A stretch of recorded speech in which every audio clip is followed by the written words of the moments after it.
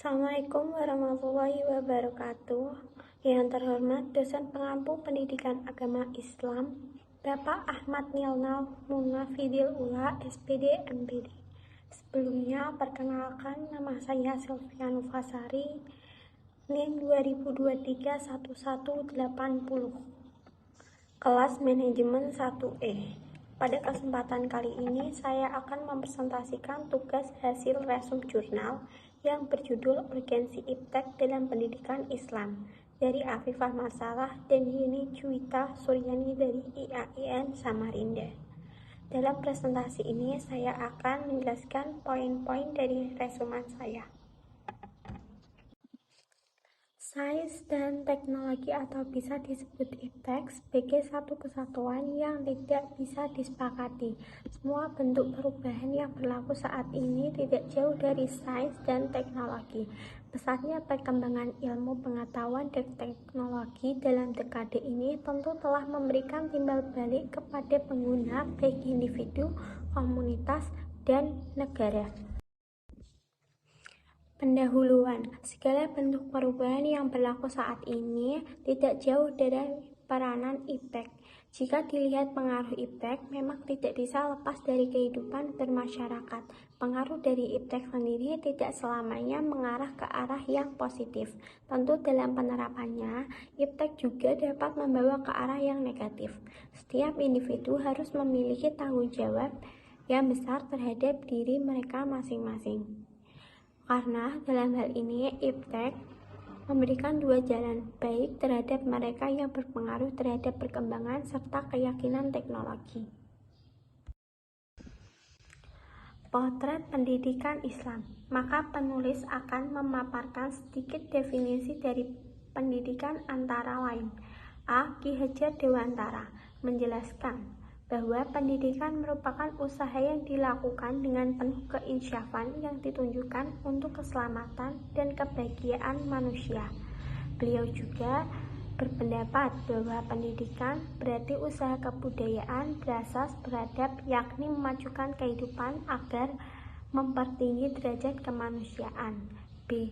Ahmad di Marimba mengatakan bahwa pendidikan adalah bimbingan atau pimpinan secara sadar oleh pendidik terhadap satu azumadi ajra, pendidikan Islam, tradisi dan modernisasi menuju milium baru, perkembangan jasmani dan rohani, serta pendidik menuju bentuk kepribadian yang utama. C. Swegada Puerbagwadja menjelaskan pendidikan mencakup segala usaha dan perbuatan dari generasi tua untuk mengalihkan pengalaman, pengetahuannya, kecakapannya, dan keterampilan kepada generasi muda untuk melakukan fungsi kehidupan dalam pergaulan bersama sebaik-baiknya. Maka dapat disimpulkan bahwa pendidikan sebagai suatu aktivitas baik secara sengaja, seksama, dengan tujuan tertentu agar dibekali ilmu pengetahuan dan keterampilan.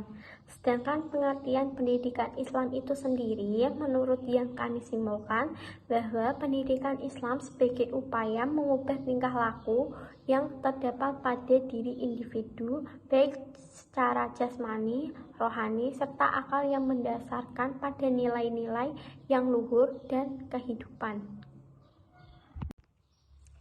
Landasan pendidikan Islam. Sebagai suatu cabang ilmu pengetahuan, pendidikan Islam tentu memiliki landasan-landasan yang menjadi sumber antara lain. A. Al-Quran, yang mana dalam kandungan terdapat ajaran-ajaran pokok yang berhubungan dengan segala aspek dalam kehidupan sehari-hari, yang berhubungan dengan masalah iman atau disebut dengan kaidah serta amal yang bisa disebut syariah. B. As-Sunnah, yang merupakan sumber ajaran kedua setelah Al-Quran, yang mana di dalamnya juga mengatur segala bentuk dari akidah dan syariah. C. Ijtihad, pengganti dan perbedaan zaman, terutama karena adanya kemajuan ilmu pengetahuan dan teknologi telah menuntut ijtihad dalam bentuk penelitian dan pengkajian kembali prinsip ajaran Islam.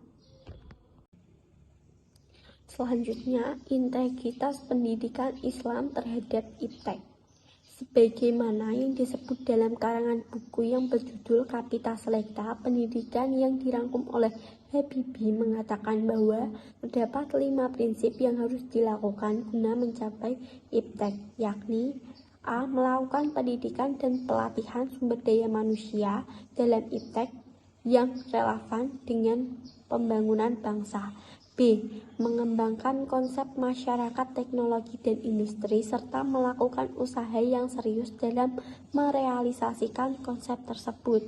C. Adanya transfer, aplikasi dan pengembangan lebih lanjut dari teknologi yang diarahkan kepada pemecah permasalahan yang nyata. D. Kemandirian teknologi tanpa harus bergantung ke luar negeri.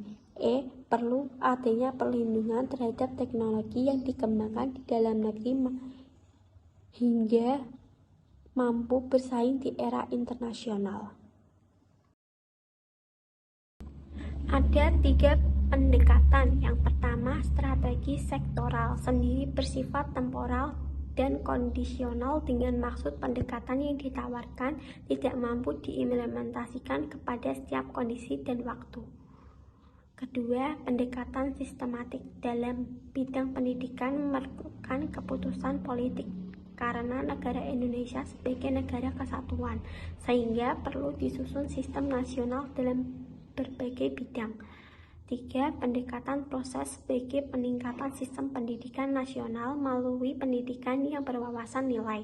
Maksud dari pendidikan yang berwawasan nilai adalah pendidikan yang sampai pada hakikat ilmu dan teknologi. Yang terakhir adalah kesimpulan. Dari paparan di atas dapat ditarik kesimpulan bahwasannya pendidikan Islam harus mampu bersaing di tengah pesatnya ilmu pengetahuan dan teknologi dengan berbagai tantangan yang mampu kebudayaan yang berkembang dan diperlakukan.